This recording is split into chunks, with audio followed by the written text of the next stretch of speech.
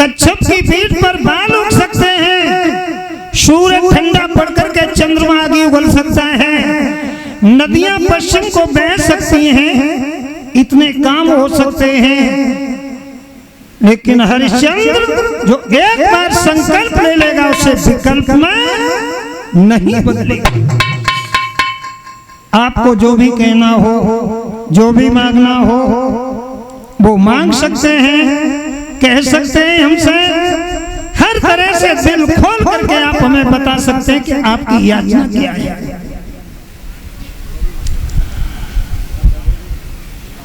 विश्वामित्र ने कहा कि राजन, ज्यादा नहीं, बहुत थोड़ा हम मांगेंगे तुमसे। क्या मांगोगे? तो बोले ही सुन।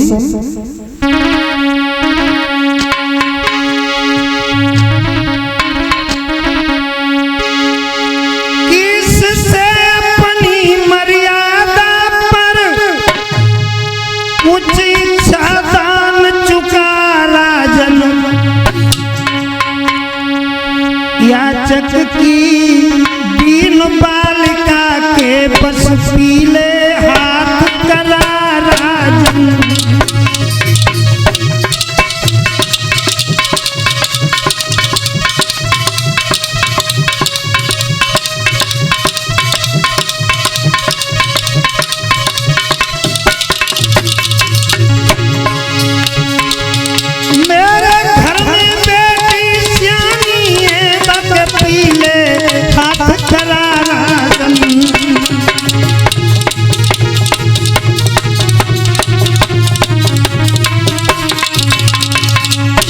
शब्दों में कहा कि हरिश्चंद्र, ज्यादा कुछ नहीं चाहिए तुमसे, सिर्फ मेरे घर में एक बेटी शादी के योग्य है, तुम इतना धन हमें दे दो कि उसके हाथ पीले हो जाए। हरिश्चंद्र ने कहा, बाबा मैं इस समय ऐसी अवस्था में उपस्थित हूं आपके सामने कि मेरे पास खजाने की चाबी पड़ी है।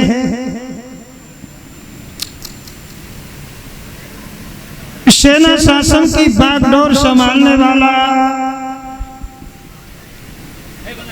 जो मेरा प्रचंड हवा के समान चलने वाला अश्व है, उसकी लगाम है मेरे पास। ये दो चीज हम तुम्हें इस समय दे सकते हैं। विश्वामित्र ने कहा कि बस दे दो घोड़े की लगाम और खजाने की चाबी, हमारा काम हो जाएगा। दोनों चीजें दे दी हैं। उसके बाद महाराज हरिश्चंद्र विश्वामित्र को लेकर के उस जगह पर जाते हैं जहां अपनी गद्दी पर विराजमान हुआ करते थे। गद्दी पर बैठ गए, महात्मा को बिठाया और अपने मंत्री को बुलाया, अपने कोषाध्यक्ष को बुला करके आदेश किया कि भैया आप एक काम करो। कौन सा? कोषाध्यक्ष से कहा कि तुम एक काम करो,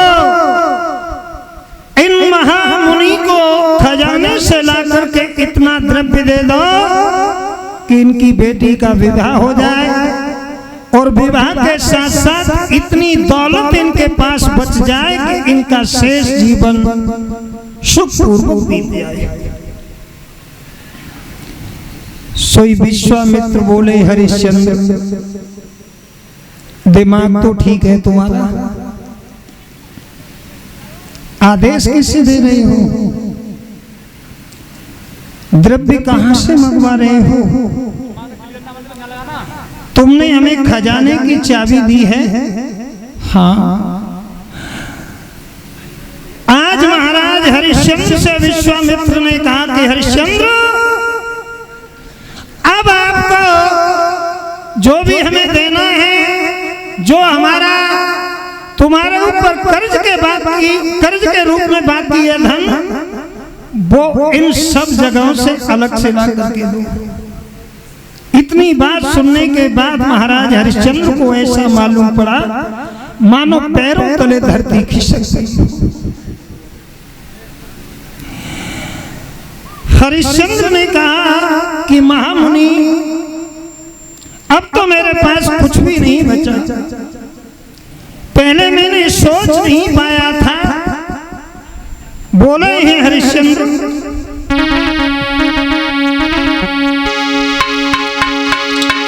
अब समझाना तो क्षमा करिए, पहले मैंने निर्णय लिया नहीं, दे चुका दान सेना शासन पर, ये शरीर तो दिया नहीं।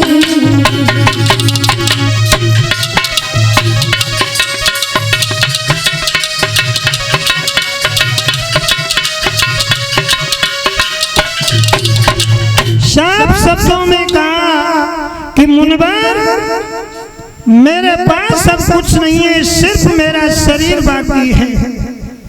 मैं, मेरी पत्नी, मेरा पुत्र, हम तीनों को चल कर के कहीं भेज दो, हमारे बदले में जो धन मिले उससे अपना कर्ज अदा कर।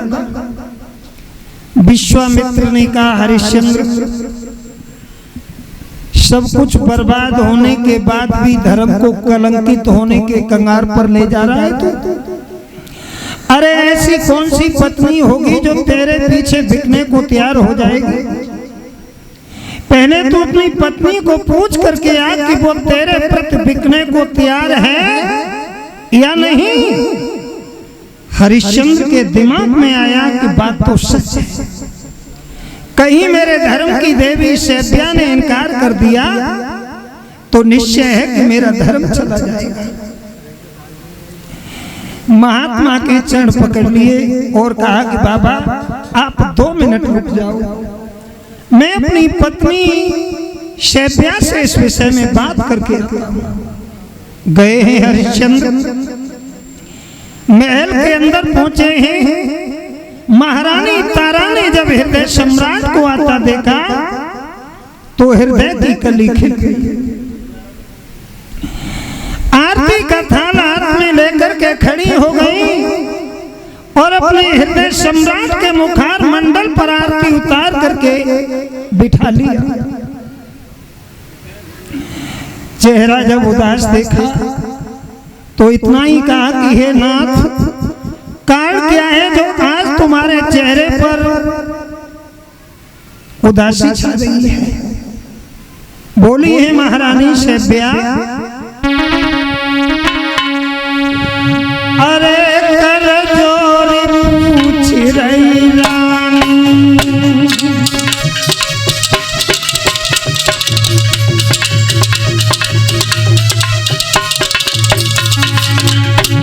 अरे कर जोरी पूछ रही रानी, सैया काया क्यों मिलानी।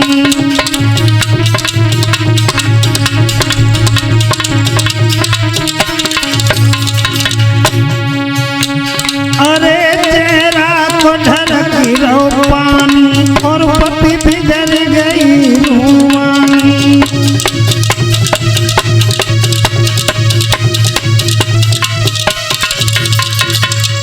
शैब्या ने कहा, बात क्या है नाथ?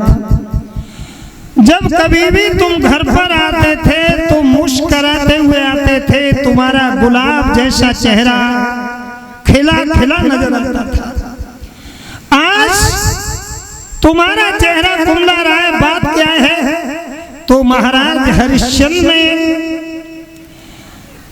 अपनी धर्म की देवी शैब्या से एक बात कही कि देवी गजब हो गया, क्या हुआ? तो बोले हैं हरिश्चंद्र, एक कपटी संतनी आई देवी फिर बाचा भर पाई।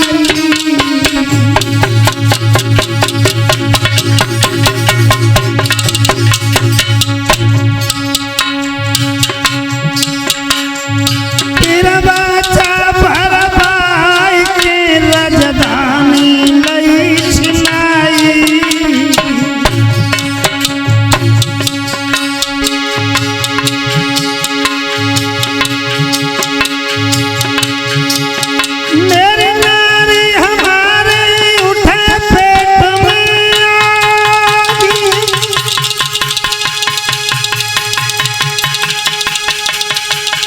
दिन रात के मेरे घर को हुई जाए चिराग।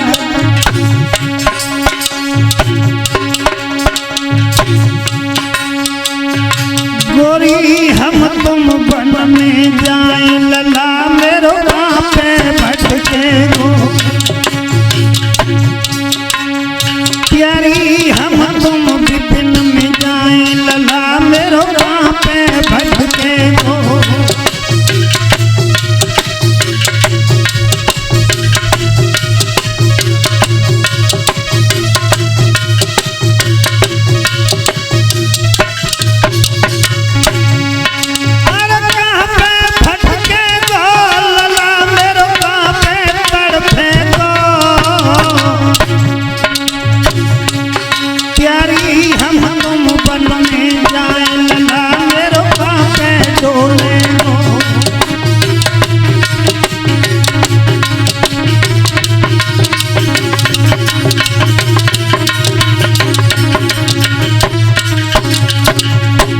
श्रोताओं, महाराज हरिश्चंद्र ने कहा, प्रिय आज एक संत ने हमसे तिरवाचा भरवा लिया। तिरवाचा भरवा करके सारा राज्य हमसे मांग लिया है। अब हमारे हाथ में कुछ नहीं बचा, हम भिक्षुक बन गए। सेव्या कहने लगी, स्वामी यदि संत ने तिरवाचा भरवा करके ये राज्य ले लिया तो तुम्हारा क्या चला गया? सोचो, तुम जब आए थे तो ये राज्य तुम्हें यहीं मिला था,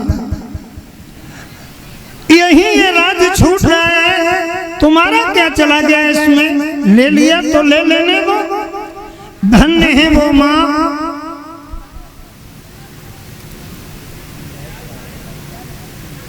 उम्मीद नहीं थी, लेकिन उम्मीद से भी ज्यादा खरी उतरी वो माँ। महाराज हरिश्चंद्र के दिल में तसल्ली हुई और इतना ही कहा कि बाहरी भारत की बेटी, आज तूने मेरे दिल के बोझ को कम कर दिया। हरिश्चंद्र ने कहा, प्रिय राज्य जाने का कोई प्रलोभन नहीं मुझे, राज्य चला गया चला जाए, लेकिन दिक्कत तो कुछ और है। सेव्या ने कहा, अब क्या दिक्कत है? तो हरिश्चंद्र ने कहा कि प्रिय, हमारे ऊपर महात्मा जी का 60 भार सोना कर्ज के रूप में बाकी है, और जब तक हम वो कर्ज नहीं दे देते तब तक हमारे दिल को चैन नहीं मिलेगा। यदि कर्ज नहीं दे पाया तो मेरा धर्म चला जाएगा, धर्म कलंकित हो जाएगा। ये राजधानी जाने का मकसद ही क्या रहेगा? सेव्या ने कहा, नाथ 60 भार सोना बाकी है, वो तुम्हें ब्राह्मण को देना है। हरिश्चंद्र ने कहा, तो देखिए क्या बोली है वो माँ।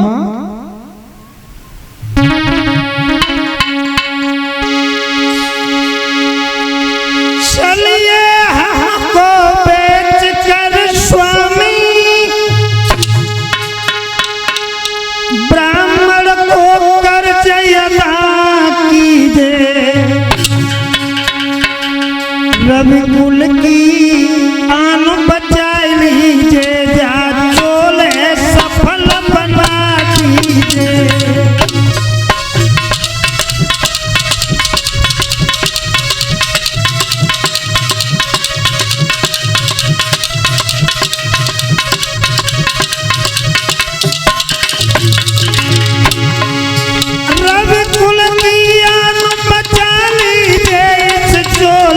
सफल बना दीजिए।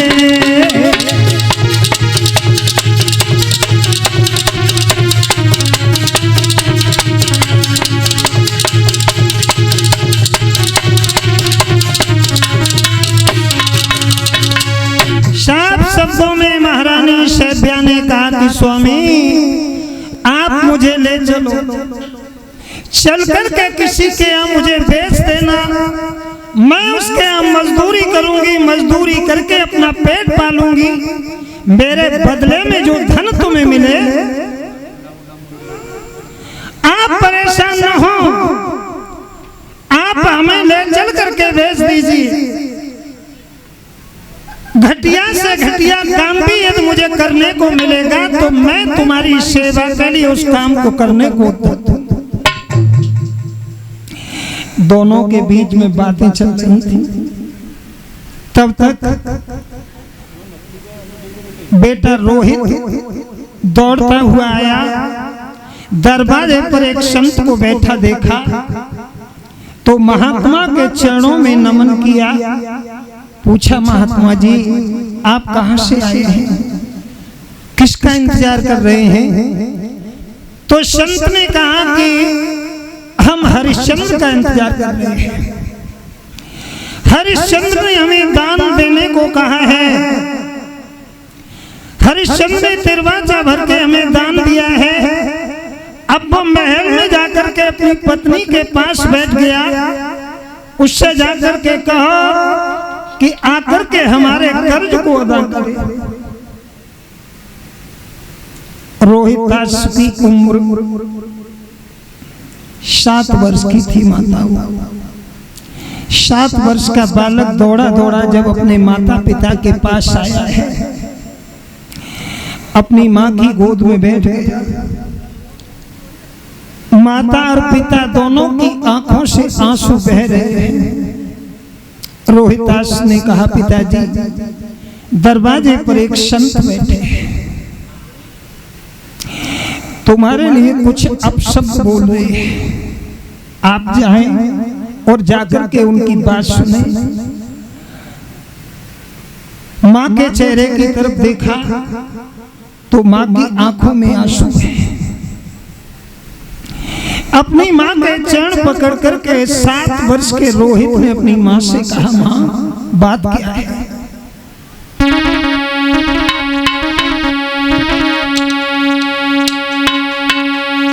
पूछे तेरो लाल बताइए हाल का बीमारी,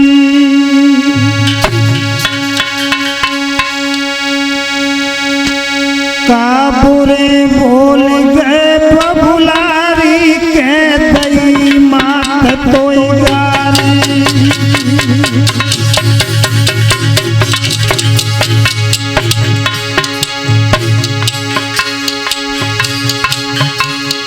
अरे व्याकुल बदन मलिन छटा छबीन भई थी मातारी।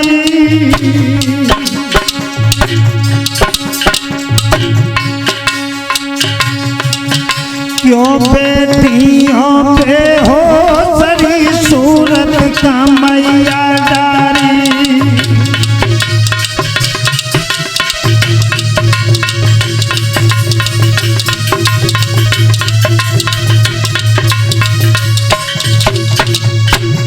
रोहितास ने कहा कि मां कारण क्या है जो तेरी आंखें रो रो करके सुर्ख लाल पड़ चुकी हैं? किसी ने कुछ कह दिया, पिताजी ने तुमसे कुछ उल्टी सीधी बात कर दी, और तो किसी की इतनी औकात नहीं जो तुमसे कुछ कह सके। सोई मैया सैफिया ने अपने बेटा रोहित को अपनी कलेजे से लगा लिया और कहा कि रोहित, मेरे रोने का कारण अगर तुम पूछोगे तो तुम्हारा हृदय विदीर्ण हो जाएगा, तुम छोटे हो ना। रोहितास ने कहा कि मां अब मैं उतना भी छोटा नहीं हूं जो मेरी मां की आंखों में आंसू हो और मैं चुपचाप बैठा रहूं। बोल मां, तुम्हारी आंखों में जो आंसू है उनका कारण क्या है? तो बोली है सैफिया,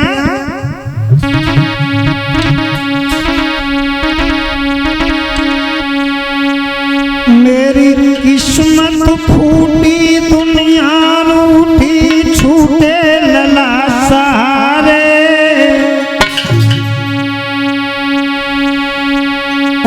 शोक सिंधु में नैया डूबी अब ना मिले किनारे।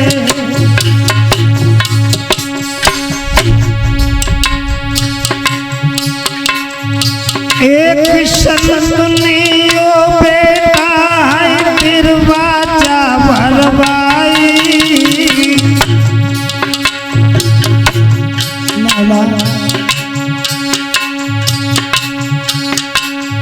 एक संत ने मेरे बेटा है फिर बाजा भरवाई। और फिर बाजा भरवाए किलीनो सबरो राज छिनाई।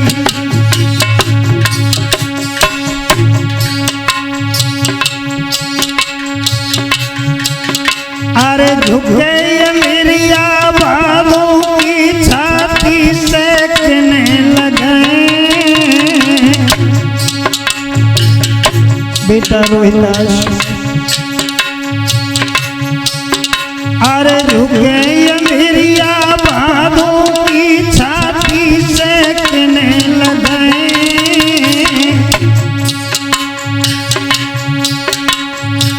और मेरे आंगन में तब किनको कुमर मनाए।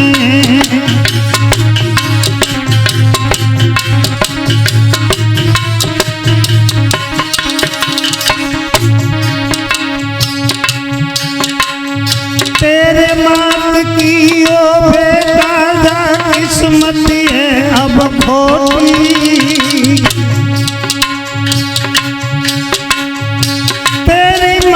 की ओ बेटा जा किस्मत है हाय खोटी।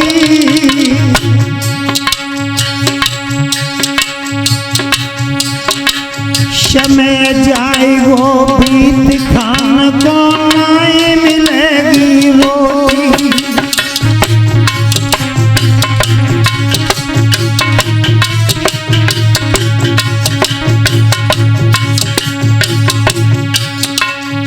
रोए रोए के कहे मात अखियन से बहे पनारे।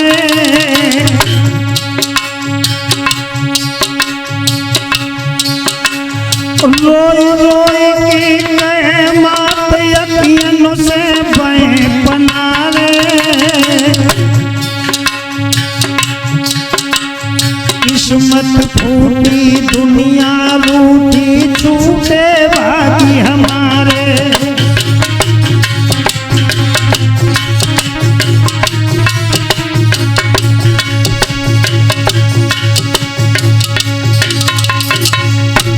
रोहिदास को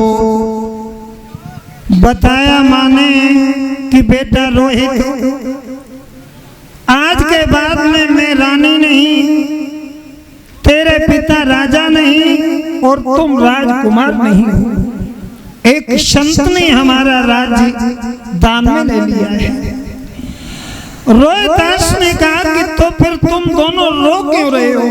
पिताजी चलो और चल कर के महात्मा जी का ऋण दो।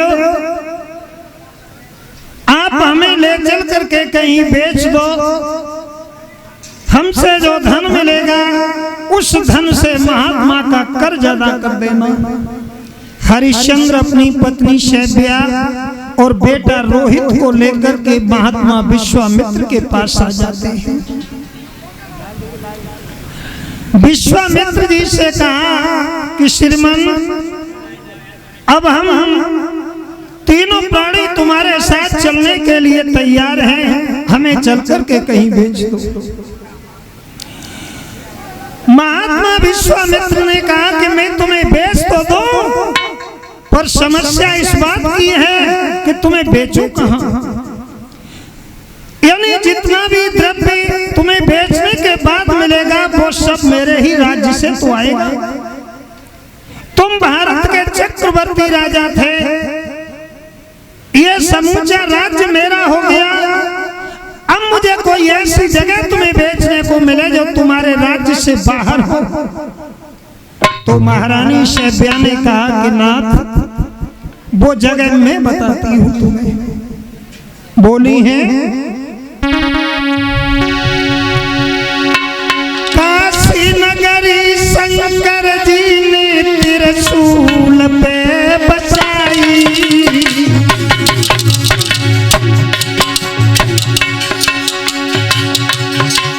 वो दुनिया नहीं भूमि भर से न्यारी गई बताई।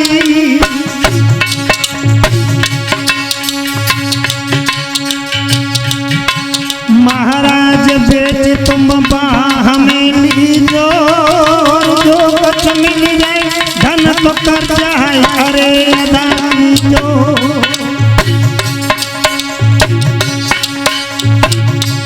बाबा काशी में ले चलो बेची हम तीनों लीजो, बाबा काशी में ले चलो बेची है तीनों लीजो।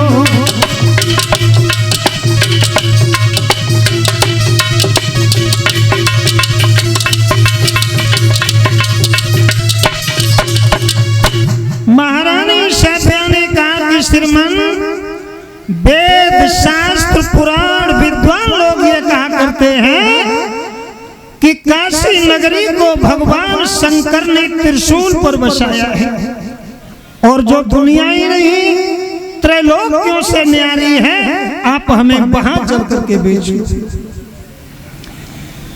विश्वामित्र ने कहा ठीक है चलो। जब चलने को उद्यत हुए तो महाराज हरिश्चंद्र ने महात्मा विश्वामित्र से एक शब्द कहा, बाबा आज तक जिस प्रजा को मैंने पुत्रवत प्यार किया था, बच्चे की तरह बात समझ दिया था, वो प्रजा आज मैं तुम्हारे हाथ में छोड़ रहा हूं।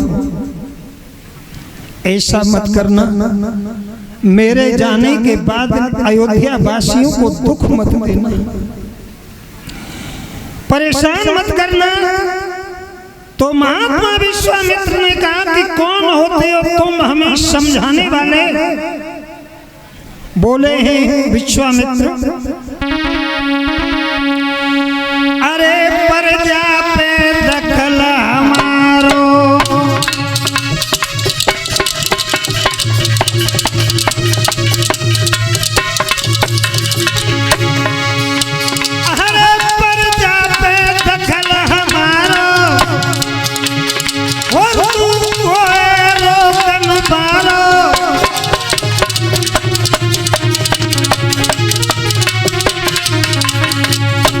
हम तो संता पकड़ारो और तू रो कनबारो।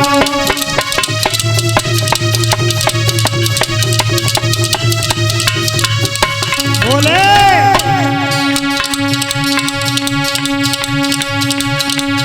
अरे जो जैसा करे अगारी पैसा पाएगा। राजन अरे जो जैसा करे अगारी पैसा पाएगा, और वो पेड़ बबूल आम के फल क्या खाएगा।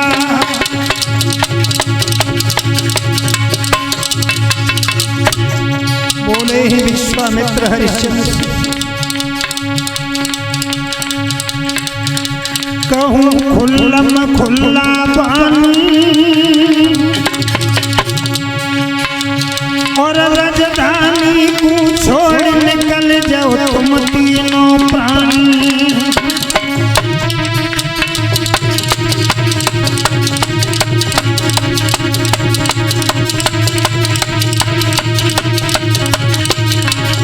और बोले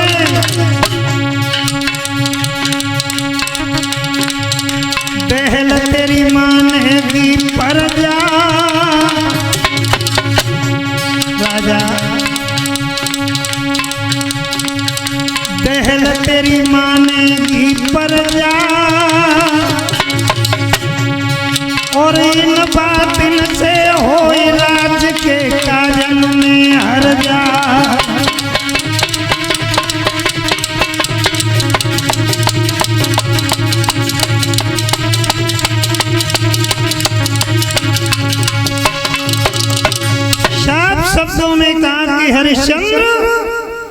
अब हम प्रजा के साथ कैसा बर्ताव करेंगे, प्रजा को कैसे रखेंगे, ये सर्वस्व अधिकार मेरा है। इस समय तुम्हारी रानी और तुम्हारा पुत्र मेरे कर्ज देने का संकल्प जो लिया है उसे उद्धार करने का विचार करो। चलो मेरे साथ।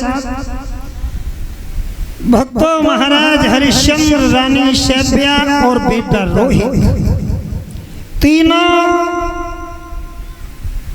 विश्वामित्र के साथ चलने को उद्यत हो गए। बाहरी मुसीबत, बाहरी विडंबना, बाहरी किस्मत, जब तीनों चलने को तैयार हुए हैं तो उनकी वेशभूषा क्या है?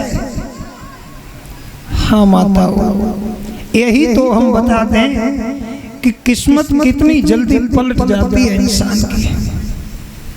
वो हरिश्चंद्र जब अपनी राजगद्दी पर बैठे होते थे तो उंगलियों के घटनों पर गिनते थे कि मेरे राजकोष में मोहरें कितनी हैं, असरफियां कितनी हैं। वो हरिश्चंद्र जब भोजन करते थे तो 56 प्रकार के व्यंजनों में भोग लगाया करते थे। आज वक्त बदल गया, नजरें झुकाए खड़े हैं। क्या वेशभूषा है इन सबकी?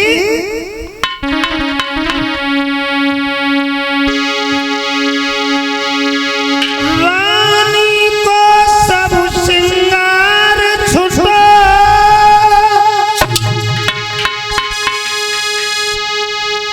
केवल एक साड़ी मोटी है।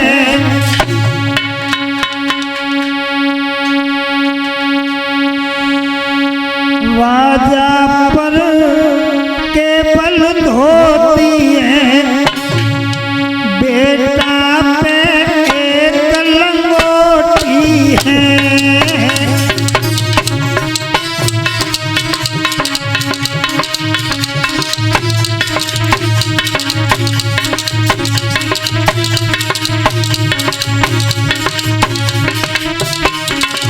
क्या हालात है? पड़ गए फपोला पान में,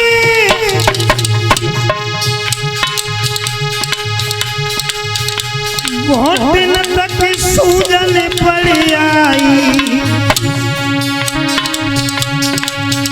वो दशा देख के तीनों की सुरजन की छाती थर्राई।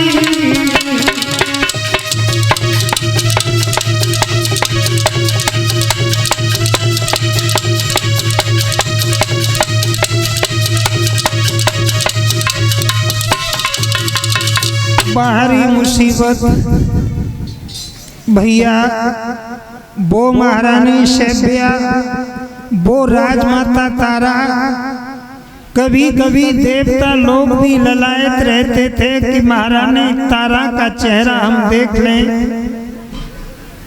विश्व सुंदरी महारानी तारा के चंद्रमा जैसे चेहरे को देखने के लिए देवता भी ललायत रहा करते थे।